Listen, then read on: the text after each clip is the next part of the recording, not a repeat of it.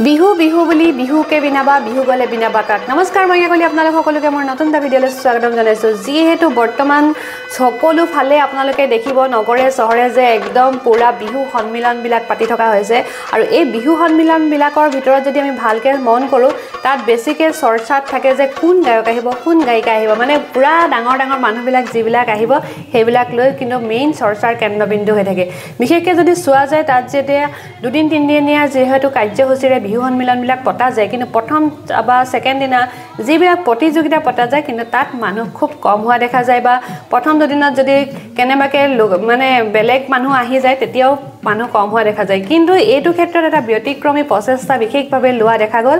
হেয়াই হৈছে যে লখিমপুৰৰ বিশেষকৈ ঢকুৱাখানাৰ যেটো সোণাৰী চাপৰিত এটা বিহু সন্মিলন পতা দেখা গৈছে তাত কিন্তু সম্পূৰ্ণ ব্যতিক্ৰম কাৰণ তালে কোনো ডাঙৰ কোনো গায়ক গায়িকাক মতা হোৱা নাই কিন্তু তথাপিও তাত মানুহ বহুত বেছি আৰু তাৰ কিয় ব্যতিক্ৰম আপোনালোকে এই ভিডিঅটো চালে গম পাব আহক তেনেহলে পলম নকৰি ভিডিঅটোৰ মাজলৈ যাম এইখিনিতে সদায় কোৱাৰ দৰে এটা সৰু ৰিকুৱেষ্ট হেতু হৈছে যে